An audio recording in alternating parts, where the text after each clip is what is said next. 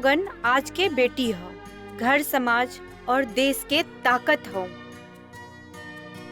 और जब तक हम लोगन अपन ताकत ना पहचानम तब तक हम लोग मजबूत ना होकब और ऐसे ही हम लोगन के शोषण होत रही। आज हमार समाज चाहत रहल कि हम लोग आत्मनिर्भर बनी, लेकिन वो हमनी के इज्जत ना देत रहल। ए कारण हम लोगन के मिल के अपन हक के लड़ाई लड़े के पड़ी और हम ही लोगन के इज्जत पे हाथ डालन वालन के कानून के हथकड़ी लगावे के और यह खातिर कानून बनल बा। और अपन इज्जत आन बान शान के खातिर वुमेन पावर लाइन 1090 के डायल करे के चाहिए। और हाँ, एकरा पर फोन करे वालन के पहचान गुप्त रखल जाला। आप लोग सब हमरा से वादा करी, अगर ऐसन कोनो परिस्थिति हुई तो आज की बेटी डरी नहीं, लड़ी। मैडम जी, हाँ, हम वही दिया की बेटी किरण है जिकरा हमार बाप हमार माँ के घर से निकाल देल रही। हम ही गांव में पढ़ावे के खातिर आयल रही, आज की बेटी के जागरण बनावे के खातिर आयल रही। लेकिन जब धाकर यादव के अत्याचार गांव वालन के ऊपर देखनी तो हम ओकरा खिलाफ जंग छेड़ देनी।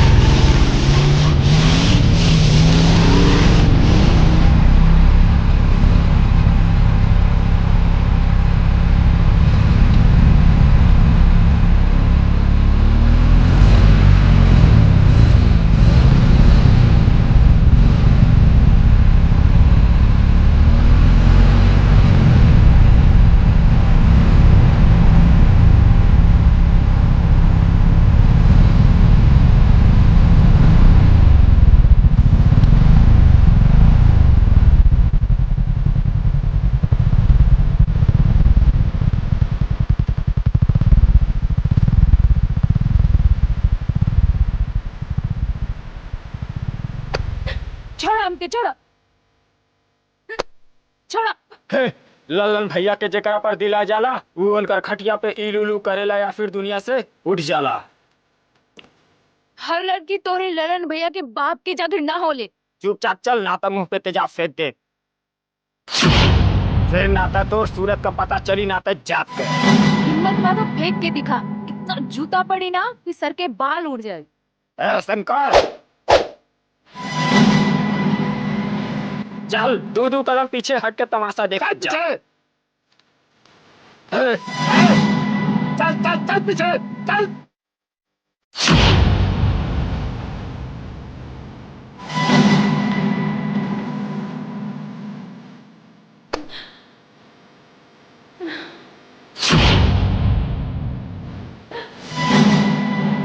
बचाओ!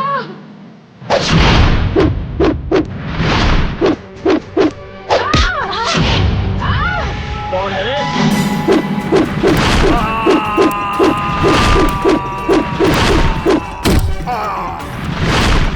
जिया जिया जिया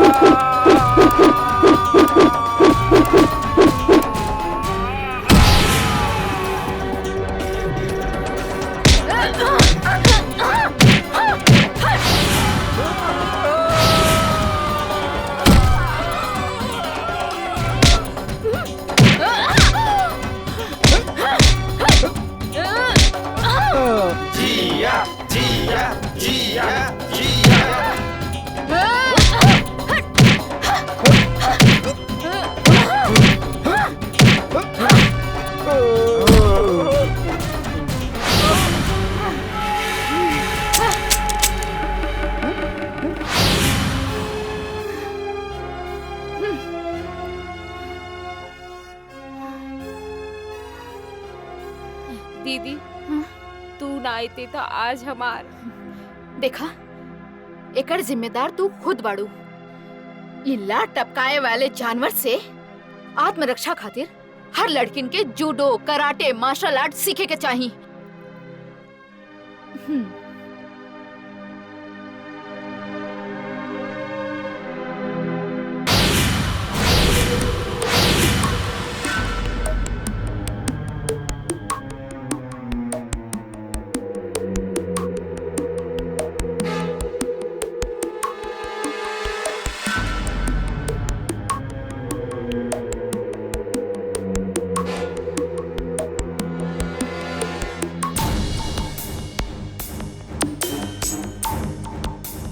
तो होने के वजह से आज हम नेताजी के मुंह दिखावे लायक न रह गईनी। भैया तू लड़की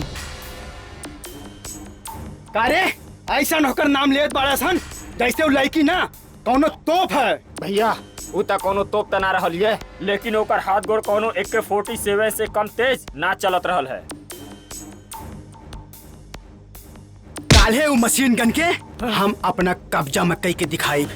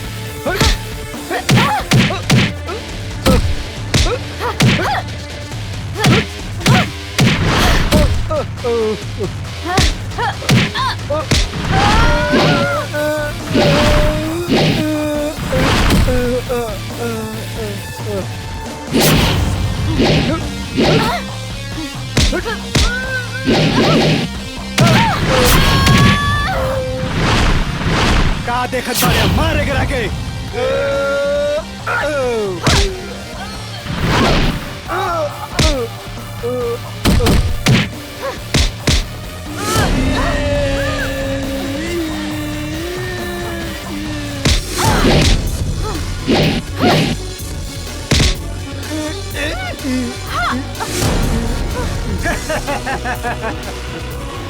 चिड़ै तो फंस गई।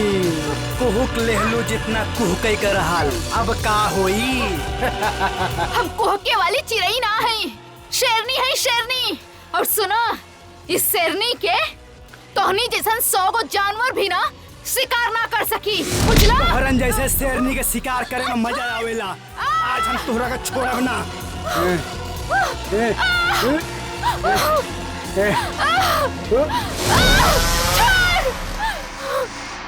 पकड़े रहो एकरा के।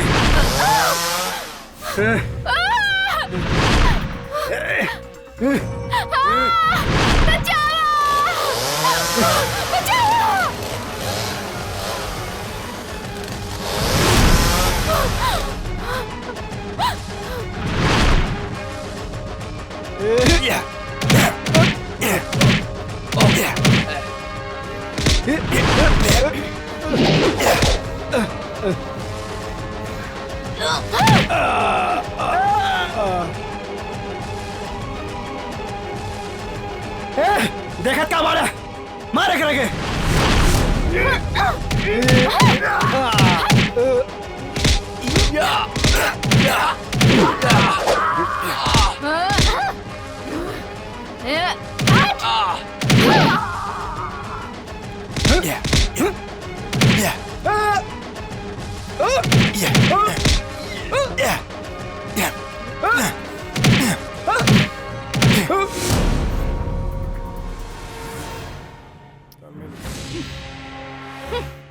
इस सब के मार के तू अपना आपके हीरो समझता रहा? हम क्या अच्छे से मालूम बा, इस सब के सरदार तू ही बाड़ा। सरदार भी बनैलू तो इस सारन हिजरन के प्यार से काबू तो छोड़ दे, नहीं तो दिल के जोन मचलन बा दही के मचोड़ ले। ठीक है, हम तो के देख ले। ठीक बा, मुलाकात तो होते रहे।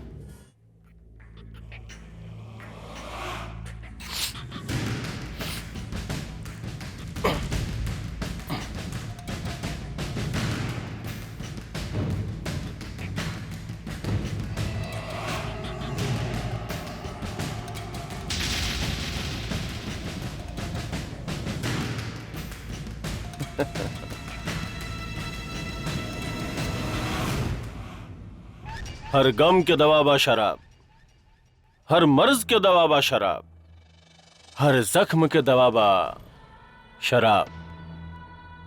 क्लासमेट धोखा दे सकेला लेकिन क्लासमेट ना। ये कागज के टुकड़ा फड़ला से कुछ ना होई। अगर ओकर याद दिल से भुलावे के बा तो दोस्त बना ला शराब के, होठ से लगा ला शराब के, सारा याद निकल जाए। ला, अरे सोचत का बाड़ा, पीला, सब कुछ भुला जीबा। सबसे बढ़िया दवा बा शराब। राज बाबू पीला, अरे पीला, हमार बात माना, पीला।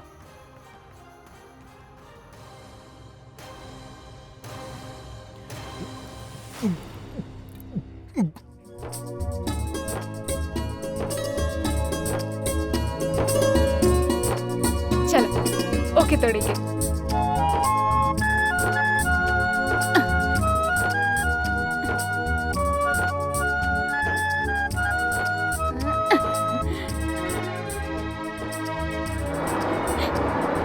ये आम देखो कितना बढ़िया बा। अब दूसर तोड़ेंगे। हे बुच्ची, तने हेरे आवा। हमरा के बुलावतानी?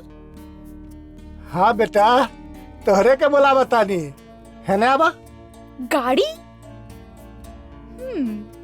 अब मजा आई। आज तक गाड़ी में घूमा।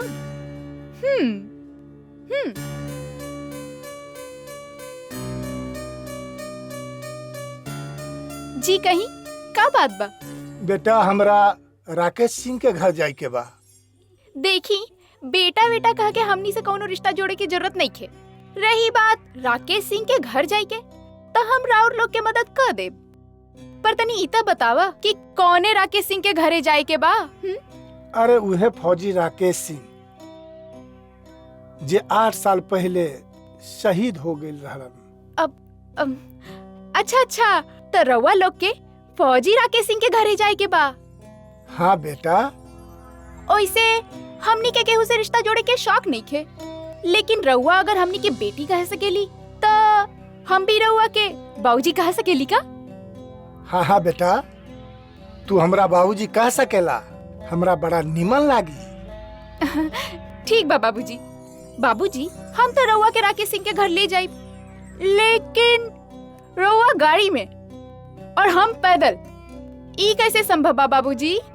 कहता हमनी नीचे उतर जाई? ना ना ना ना ना, एकर उल्टा भी तो हो सकेला। हम रउआ के गाड़ी में बैठ जाइब और रउआ के राकेश सिंह के घरे ले जाइब, तो का है ना, तो हर टाइम बच जाई और जल्दी भी पहुंच जाइब। का बाबूजी? हाँ बेटा, आबा आबा बैठा, चलो जल्दी आबा, बैठा आबा। चल जल्दी, तू हर से आवा, बैठ। हाँ बैठा बैठा, आबा। हाँ चला। ए ड्राइवर, चला गाड़ी चलावा।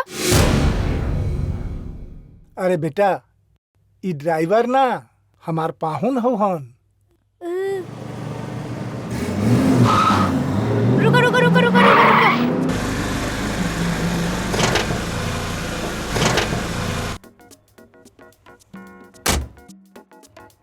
बेटा, राकेश सिंह के घर आ गेल का?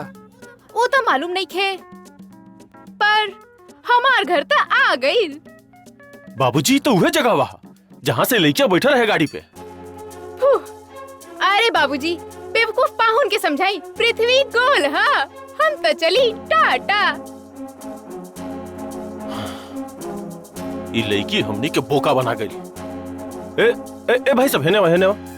ये फौजी राकेश सिंह के घर के हरा जोन लड़किया रउआ के साथ घूमत रही है, वही हाँ। लड़किया राकेश सिंह के बेटी दिया है, आ यह गरबा उनकर हुए।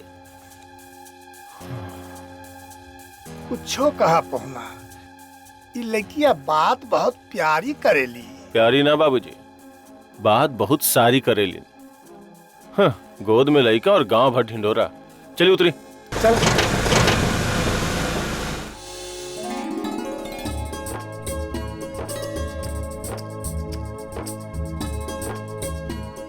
भौजी, दिया बेटी हमरा बहुत पसंद बारी। हम चाहते हैं कि एकरा अपन घर के बहू बना के ले जाई, लेकिन का? भौजी, हमार लड़का के राउर लड़की संगे जोर नहीं खे। चौंकी मत भौजी, तोहार लड़की में कोनो खोट नहीं खे। अरे खोट तो हमार लड़का में बा। सोचा तानी अपन दोस्त के दिहल वादा कैसे पूरा करी। जब हुए वादा कर चुकन बाड़न तो तोड़े वाला हम के बानी। हम अपन बेटा के सच्चाई रुआ के बतावल चाहता नहीं। हमार बेटा ड्रग रखे के इल्जाम में अपना कॉलेज से रेस्टिकेट हो गइल बानी। हमार लड़का 24 घंटा शराब के नशा में डूबल रहेला।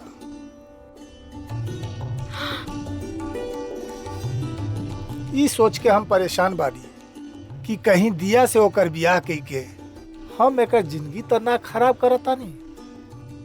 देखी, हर माँ बाप अपना औलाद के बुराई छुपावेला, लेकिन हुआ तो सच्चाई बता के ये साबित कर देनी कि हमार बेटी रउआ घर के बहू ना बेटी बन के चाहिए।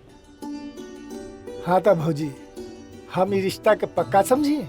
अरे समझे के का बा, ये तो रउआ का हक बा। बेटा विक्रम, दिया के बारे में तोहार का विचार बा बेटा? बाबूजी, हम आज तक राउर बात कबो कटले बानी जौन आज काटे के हिमाकत करब। अब तो हर गाड़ी के ड्राइवर हम ही रहा। कितनो रोड ब्रेकर आई, हारन बजावत बजावत तबले गाड़ी ना रोकब जबले पंचर ना हो जाए।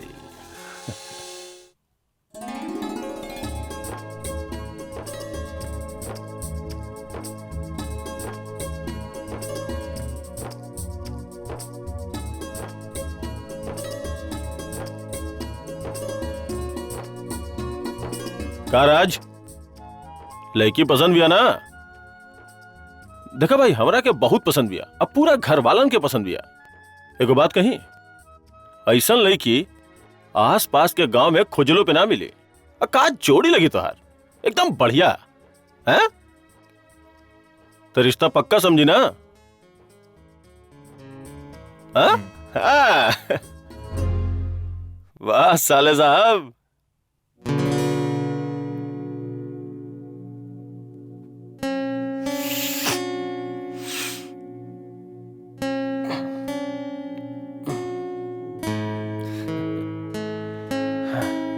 सरऊ के आज सुहाग रहा था और ये दारू में मेहरारू खोजताड़े।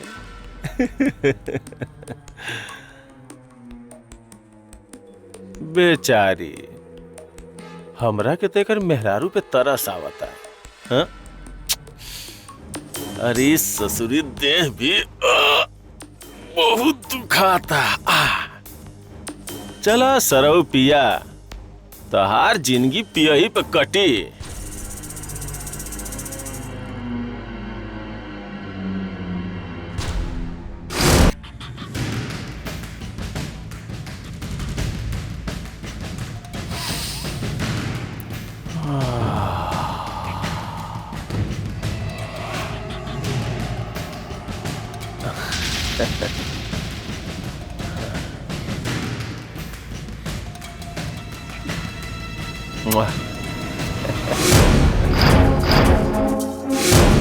पाहुन काहे केहू और के इंतजार करत रहलू है का?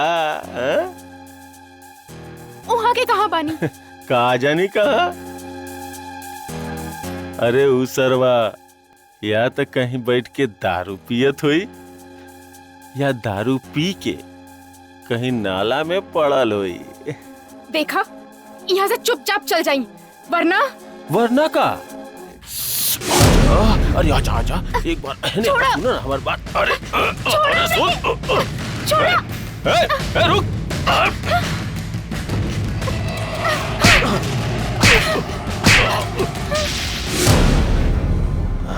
ई थप्पड़ के हमेशा याद रखी है विक्रम सिंह। कौनो सुहागन और कौनो नागिन के कबो परेशान मत करिया, वरना ऐसन जगह पे मारल जाइबा जहाँ तोरा के पानी भी नसीब ना होला। अच्छा, ते बहुत बड़ गलती कैले है। तोरा जैसन लड़की हमरा के थप्पड़ मार के बच जाई, काट देम ना। ई तोर बहुत बड़ भूल रहे। अभी थप्पड़ के गूंज तोहरा पूरा जिंदगी सुनाई दी। 2 कौड़ी के फौजी के लड़की औकात में रह के बात करो विक्रम सिंह। हम ई घर के बहू, मान, प्रतिष्ठा, इज्जत हई। तोहार जैसन घर जमाई बन के 2 वक्त के रोटी तोड़े वाला कुत्ता नहीं। हमार औकात दिखावत अड़ीस तोरा के बहुत महंगा पड़ी। ते याद रखिए हमार बात। तोरा हम कहीं के ना छोड़ब। फौजी के 2 कौड़ी के लड़की। तो सुना विक्रम सिंह, हमार बाबूजी भी सरहद पर भारत माता के आबरू लुटे वाला के सीना में गोली मार देत रहलन।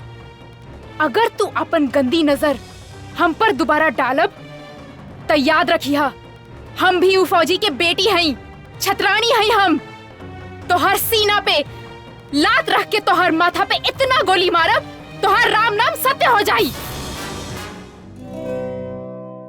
प्रणाम बाबूजी। बाबूजी इला गर्मा गर्म चाय।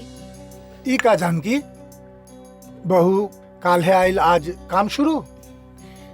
अरे बाबूजी, एगो बात बताई, रउआ हमरा के ए घर में बहू बना के लाइल बानी या फिर बेटी? बेटी। तो फिर बेटी के अपन फर्ज पूरा करे दी। अरे ना बेटा, वो बात नहीं खे। जब तू काम करे लगबू तो घर के नौकर चाकर का करी? नौकरन के हाथ के तो बहुत खैली बाबूजी, अब अपन बेटी के हाथ के खाई। बहुत जल्द सरदार मिल्खा सिंह बन जाई। ना बेटी ना, ऐसा बात नहीं खे। हमरा ओलंपिक में नहीं खे जाई के। जाके राज के जगह। अब ही जाता नहीं बाबूजी, लेकिन सबसे पहले माई बाबूजी के सेवा, फिर बाद में पति के सेवा। अभी जाता नहीं। ठीक बा।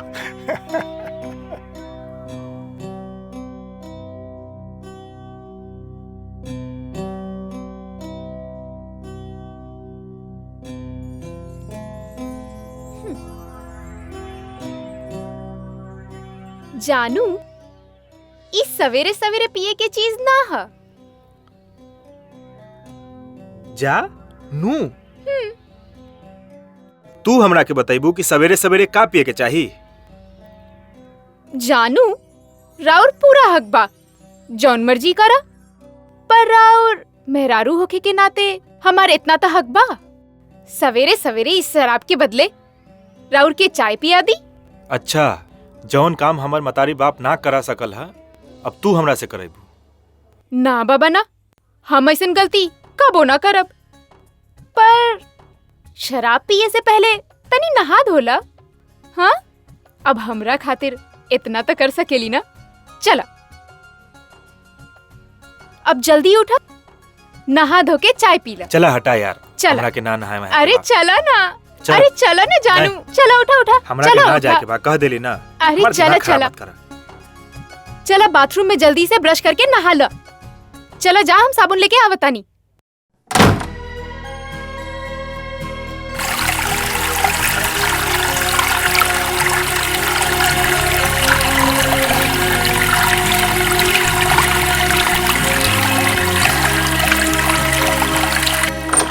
काजी ऐसने नहात बानी, ई ली साबुन। ओहो, ई का कैली?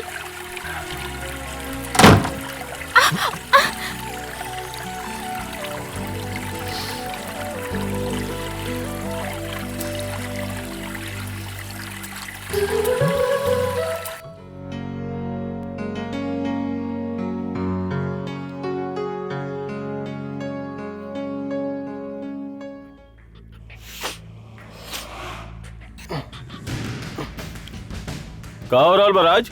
हाँ, अरे अरे एकरा में छुपावे वाली कौन बात बा? हर मर्द अपन मेहरारू के चिट्ठी लिखेला। अरे भाई, हमू शादीशुदा बानी। हाँ, मेहरारू से जुदाई के एहसास का होला हमरा मालूम बा। और फिर नया नया शादी में तो 4 दिन के जुदाई भी 14 वर्ष के बनवास लागेला। ऐसन बात नहीं खे बा जीजू। देखा भाई, हम तो केकरो के चिट्ठी नहीं लिखले, लेकिन लागत है कि तहार दिन रात खाली चिट्ठिए लिखले में बीता था। अरे यही से तो 4 दिन में 4 महीना के चिट्ठी एक बेरी कुरियर कर देले बानी। ला देखा, ई का है जीजू? अरे भाई, तोहर ससुरारी के कुरियर बा, यही से हम खोल के ना देखनिया। तुम्हें देखला, पढ़ला।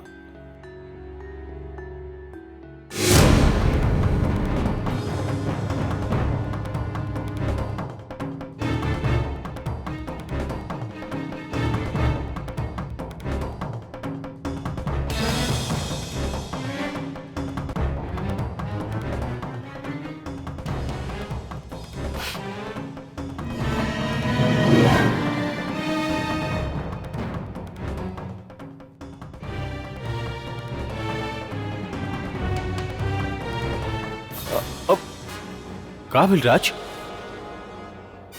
का भइल?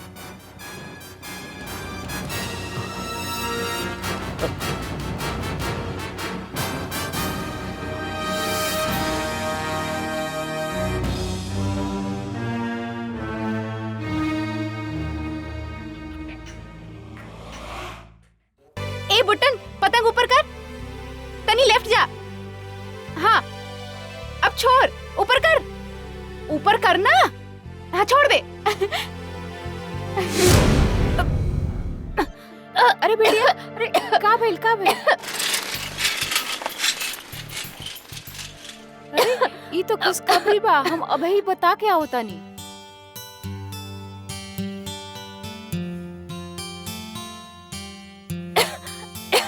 मालकिन गांव भर में मिठाई बांटा, आप नाने बनी वाले बानी। का? अरे बेटा, तुम्हारा लेटर आयल बा, ई पर साइन कर दियो।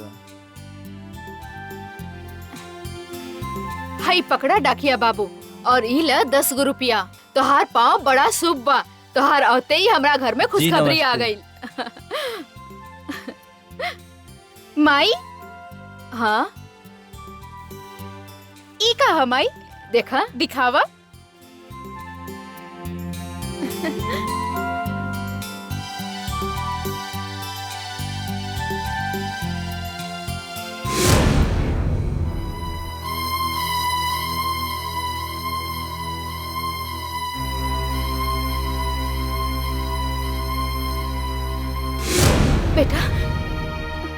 भेल बिटिया? दिया का भेल बेटा? माई, हाँ, तलाक के पेपर। तलाक के पेपर?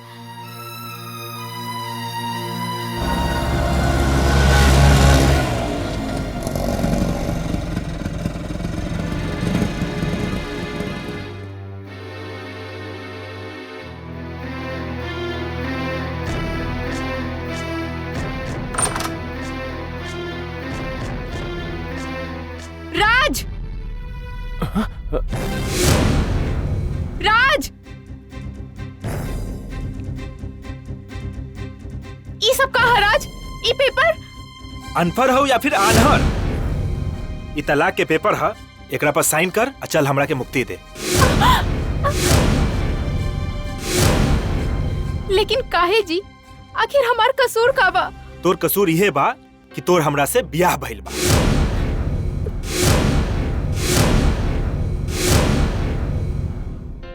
राज, ये का बदतमीजी है?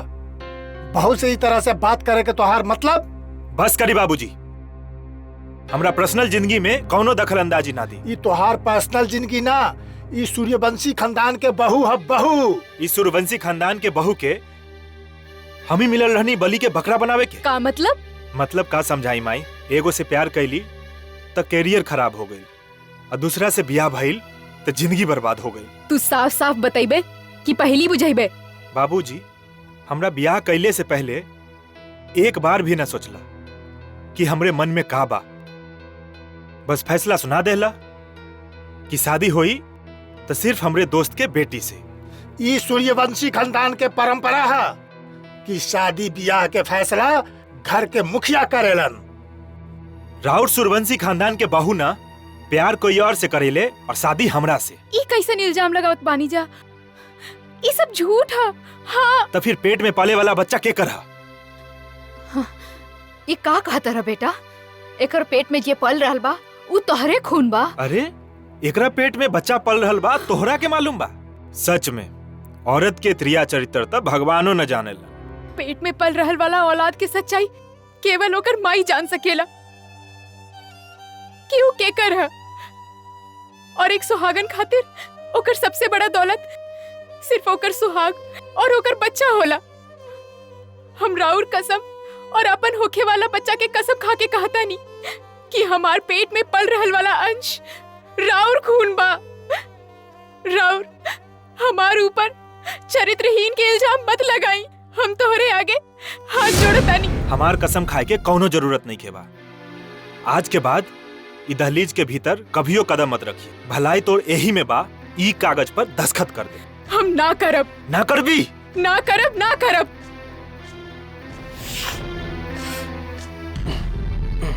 ना। चले जैसे फैसला कोर्ट में। चल। छोड़ दबाजी, छोड़। निकल। चल। हमरा चल निकल ऐसा ना करी। हमार कोनो गलती नहीं के। हमरा के घर से ना निकाली। हम तोरा आगे हाथ जोड़तानी। चल निकल हमरा घर। ऐसा ना करी।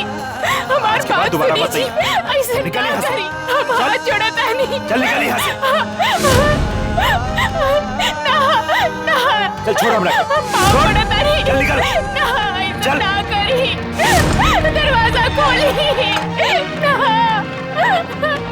हमरा के घर से ना निकाली।